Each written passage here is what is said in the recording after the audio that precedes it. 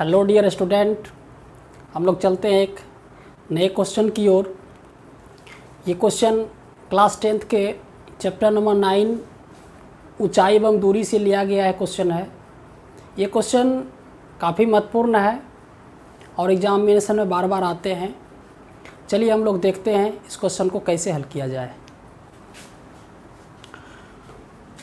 देखिए क्वेश्चन क्या लिखा गया है कि 7 मीटर ऊंचे भवन के शिखर से एक केबल टावर के शिखर का उन्नयन कोण 60 डिग्री है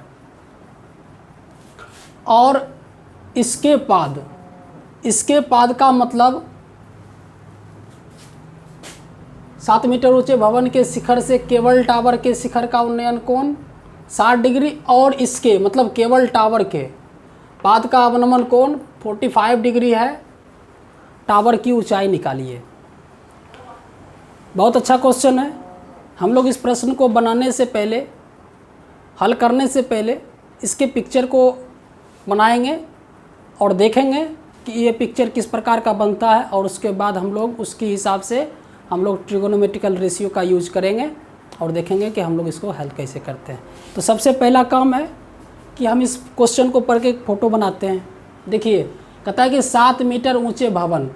बच्चों अक्सर क्या होता है कि कोई भी प्रश्न में भवन को थोड़ा छोटा लिया जाता है और टावर को थोड़ा ऊंचा लिया जाता है, क्योंकि मैक्सिमम भवन ही छोटा होता है, टावर ऊंचा होता है। कई जगह भवन भी ऊंचा होता है टावर से ज़्यादा, लेकिन वो बहुत कम होता है। इस क्वेश्चन में आप ऐसा ही सोच के रखें कि भवन को थोड़ा छोटा लेना और टावर को थोड़ा ऊँचा लेना है। ठीक है, तो एक भवन लेते हैं और एक टावर लेते हैं। तो ये एक देखिए, ये एक ज़मीन है और ज़मीन पे हम लोग ये एक भवन ले लिए और ये एक टावर ले लिए और एक टावर ले लिए। ठीक है, और टावर का नाम AB और भवन का नाम CD। ठीक है, तो भवन की जो ऊंचाई वो 7 मीटर है, 7 मीटर है, 7 मीटर है। ठीक है, तो जब भवन की ऊंचाई 7 मीटर हो गया और केबल टावर 7 मीटर ऊंचे भवन के शिखर से, बच्चों भवन के जो शिखर है यही मेरा शिखर है, ये शिखर है। तो शिखर से टावर के शिखर, इसके शिखर, बच्चों इस शिखर से शिखर का उन्नयन कोण बन रहा है। तो पता होना चाहिए कि यहाँ से उन्नयन कोण कैसे बनेगा। उन्नयन कोण क्या होता है?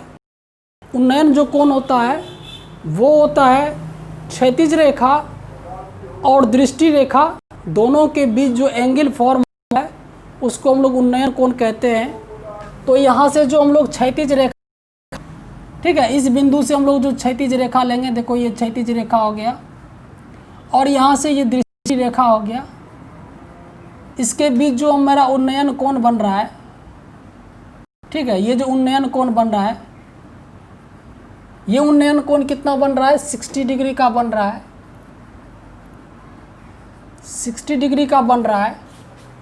ठीक है, और इसके पाद मतलब ये जो पाद है इसका अवनमन कोण, इस बिंदु से जो अवनमन कोण बनेगा, तो अवनमन कोण तो नीचे की ओर बनता है, तो नीचे की ओर बनेगा तो फिर अवनमन कोण क्या होता है? वही क्षैतिज रेखा दृष्टि रेखा के बीच का कोण अवनमन कोण है। तो मेरा क्षैतिज रेखा तो पहले से ही हो गया और दृष्टि रेखा मेरा नीचे की ओर है, यहाँ से यहाँ तक का जो एंगल होगा, ठीक है, ये मेरा जो एंगल होगा, यहाँ से ये मेरा अवनमन कोण होगा जो कि 45 दिया हुआ है। ठीक है, तो हम लोग क्या करते हैं, एक M कुछ भी लेटर यहाँ पर मान लेंगे, M ले लेंगे। अब एक चीज़ समझिए कि हमेशा क्षैतिज रेखा क्या होता है? क्षैतिज जो रेखा होता है, क्षैतिज जो रेखा होता है, क्षैतिज जो रेखा होता है वो हमेशा धरती के समांतर होता है, धरती के समांतर होता है, समांतर होता है। ठीक है बच्चों, क्षैतिज जो रेखा होता है वो क्या होता है? धरती के समांतर होता है।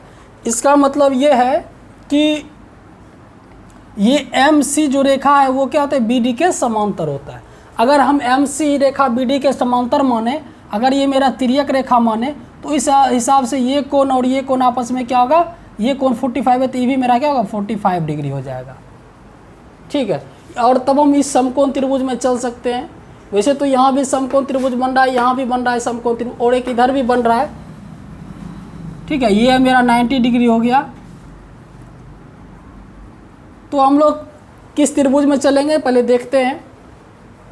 ठीक है, तो सबसे पहले हम लोग क्या करेंगे, सबसे पहले हम लोग करेंगे कि यहाँ पे प्रश्न में लिख लेंगे ए बी, प्रश्न से ए बी टावर है तथा सी डी भवन है। ठीक है, भवन है जिसकी ऊंचाई दे दिया है 7 मीटर, जिसकी ऊंचाई बच्चों 7 मीटर दिया है, 7 मीटर है, जिसकी ऊंचाई 7 मीटर है। ठीक है, अब क्या दिया हुआ है कि बिंदु सी से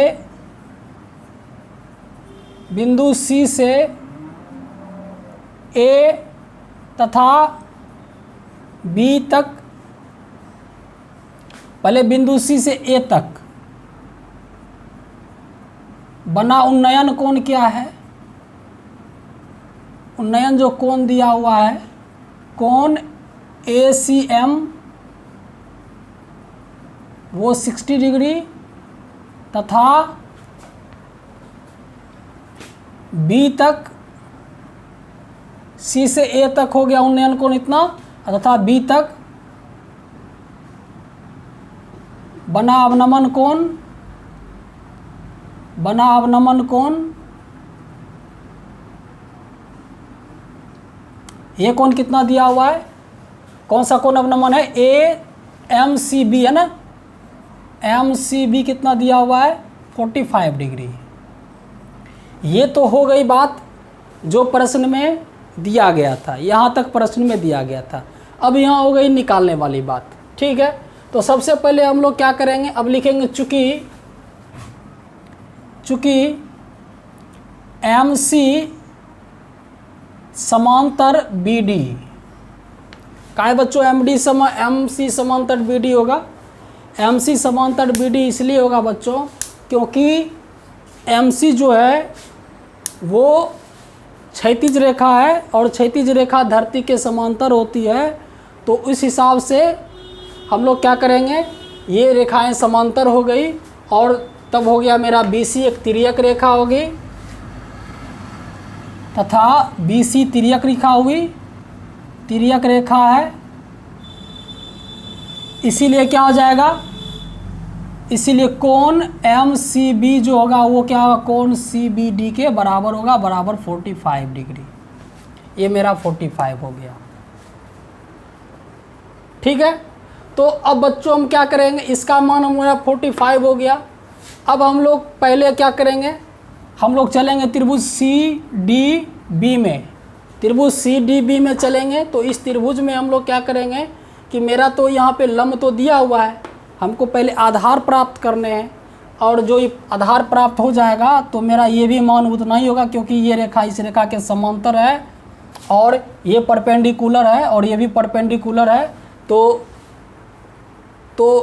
अगर एक रेखा पे और एक भवन और एक टावर खड़े हैं तो इस साइज का ये साइज और ये साइज आपस में क्या होगा, बराबर होगा। तो जितना BD होगा उतना ही क्या होगा, MC का मान होगा। ठीक है, तो हम क्या करेंगे अब, त्रिभुज BDC में, ठीक है, त्रिभुज BDC में हम क्या करेंगे, tan 45 डिग्री का यूज करेंगे। बच्चों अगर tan 45 का यूज करेंगे तो लंब बटे आधार हो जाएगा, CD बटे BD हो जाएगा, 1 हो जाएगा इसका, और CD का मान मेरा 7 है और BD मेरा नहीं दिया है, इस हिसाब से मेरा BD का मान क्या हो जाएगा, 7 मीटर हो जाएगा। और अगर BD का मान 7 मीटर हो गया इसीलिए MC बराबर भी क्या होगा, 7 मीटर ही होगा। ये मेरा जो वैल्यू होगा वो क्या होगा 7 मीटर होगा। यहाँ से यहाँ तक मेरा 7 मीटर हो जाएगा बच्चों। ये भी मेरा क्या हो जाएगा 7 मीटर हो जाएगा, ये मान 7 मीटर हो जाएगा। ठीक है प्यारे बच्चों, अगर MC का मान मेरा अगर 7 मीटर आ गया है तो अब क्या हो जाएगा, अब हम लोग चलेंगे इस त्रिभुज में, क्योंकि 60 डिग्री तो यहाँ दिया गया है बच्चों। अगर ये 60 डिग्री दिया गया है तो अब त्रिभुज AMC में चलेंगे। अब त्रिभुज AMC में चलेंगे तो यहाँ 10 अगर 60 डिग्री का यूज करते हैं तो लंब बटे आधार हो जाएगा। AM/MC करेंगे तो 10 60 का मान क्या होगा, √3 होगा। तो बच्चों AM का मान क्या होगा, AM तो मालूम है नहीं, AM तो AM ही रह जाएगा। बाकी MC का मान क्या होगा, MC का जो मान यहाँ देखो 7 निकाले हैं हम, यहाँ 7 मीटर निकला हुआ है तो यहाँ से 7 लिखेंगे तो AM का मान क्या हो जाएगा 7√3 हो जाएगा मीटर। बच्चों ये 7√3 निकल गया, 7√3 निकल गया। और मेरा ये जो 7 है तो ये भी मेरा 7 हो गया, 7 मीटर हो गया। इसीलिए टावर की ऊंचाई हो जाएगा, टावर की ऊंचाई क्या हो जाएगी, टावर की जो ऊंचाई हो जाएगी वो हो जाएगा AB, टावर AB का मान कितना दिया हुआ है AM + MB। तो AM का मान तो 7√3 निकल गया, अब प्लस MB का मान कितना हो गया 7 मीटर दिया हुआ है तो 7√3 + 1 मीटर। और ये मेरा हो गया आंसर बच्चों, 7 × √3 + 1 मीटर आंसर हो गया। तो इस तरीके से आप इस प्रश्न को हल कर सकते हैं। ठीक है, मेरा CD का मान 7 है तो ये भी मान क्या हो गया, यहाँ से यहाँ तक 7 हो जाएगा। और ये हम लोग AM निकाल लिए 7√3, तो 7√3 में 7 को जोड़ देंगे तो 7 कॉमन आ जाएगा, यानी कि बच जाएगा √3 + 1। बच्चों आपको ये क्वेश्चन कैसा लगा आप हमें कमेंट करके बताएं। और अगर आपको लगता है कि आपको ये चीज़ समझ में नहीं आया तो भी आप कमेंट करके बता सकते हैं, हम लोग और इससे बेहतर बताने का प्रयास करेंगे। ठीक है, वैसे हमें लगता है कि आपको इसमें अब दिक्कत नहीं होना चाहिए, समझ में आ गया होगा। बच्चों मेरा अगर अच्छा लगा और आगे के फिर क्लास को देखना चाहते हैं, क्योंकि हम हर क्वेश्चन पे एक क्लास बनाना चाहते हैं, तो लगातार मेरा क्लास देखना चाहते हैं तो मेरे चैनल को सब्सक्राइब भी कर लें, ताकि नए नए वीडियो हम लोग डालेंगे क्लास वाले तो आपको इन्फॉर्मेशन आपको मिलता रहेगा और नए नए क्लास आपके मिलते रहेंगे। तो चलिए ठीक है, थैंक यू, और तैयारी करते रहिए एग्जामिनेशन की। Best of luck. ओके।